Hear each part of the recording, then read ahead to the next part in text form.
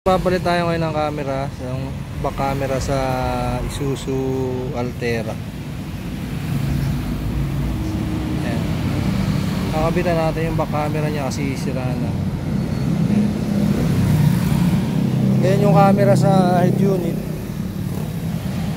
Ito yung lumang camera, ito yung bago. Ito yung ipapalit natin. Ayan. Ito yung camera sa Android head unit, yung back camera. Pagka umaatras, makikita mo sa monitor mo yung back. Ayan, may naka-ready na naman na wire yan. Yung dati niyang wire, doon ko lang rin ulit ikakabit yan. Ayan, meron ng wire na dati naka-install, ikakabit ko lang ulit yan dito. Ayan, may saksakan na rin. Ayan, madali lang magpalit ng back camera ng head unit kasi meron na namang nakaabang na wire. Ayan, ganyan yung ginawa ko.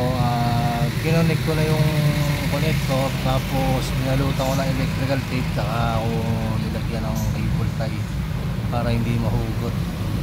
Ito yung dating niya, linya. Ayan, doon ko lang rin ulit kinabit. Pinalitan ko lang yung camera. Ito yung lumang camera niya, kinalawang na, kaya malabo na. Ayan.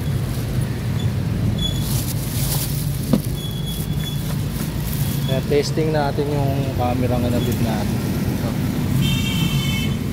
Ito na yung bagong camera na nilagay natin. Yung pinagtornilyoan din, doon ko lang rin ulit yung tornilyo, saka yung wire na pinagdaanan niya, doon ko lang rin ulit yun. Tapos tinanggal ko yung takip sa likod para madali lang naman tanggalin yung takip sa likod nito. Ayan. Meron lang mga clip na ganito.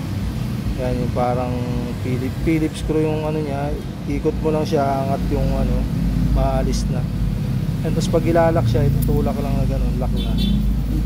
Pag aalisin, ikot lang, angat. Tsaka yung handle niya, ito inalis ko lang rin. Ayan, nakatakip na ganun yan.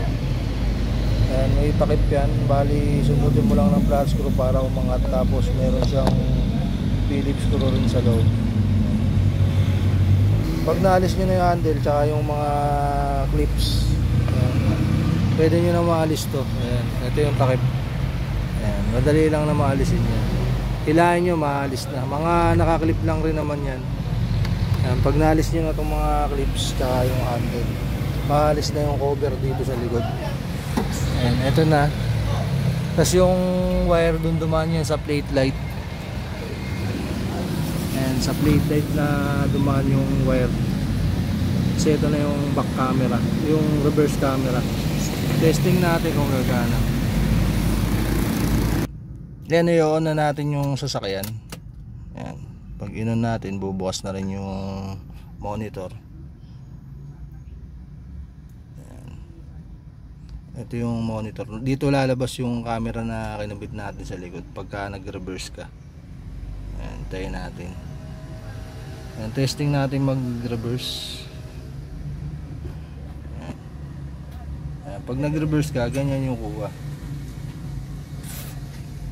Malinaw na siya ulit kasi medyo luma na yung camera, kaya pinalitan na natin ulit ng bago. Ayan.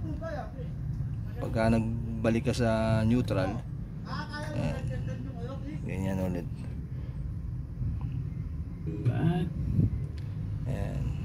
Pag nag-reverse, ayan, ayan, meron siyang reverse cam. Yung atras, makikita mo yung likod.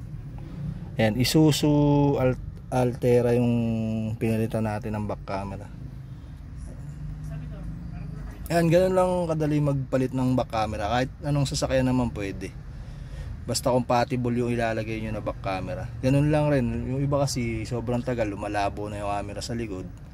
Ayan, kailangan nyo na magpalit ng ganun para madali lang naman magpalit. Yun lang, plug and play lang rin. Yan, kung ano yung pinagtanggalan nyo, dun nyo rin isasaksak. Ayan. Yung mga malabo na camera sa likod, pwede nyong palitan yan. Madali lang.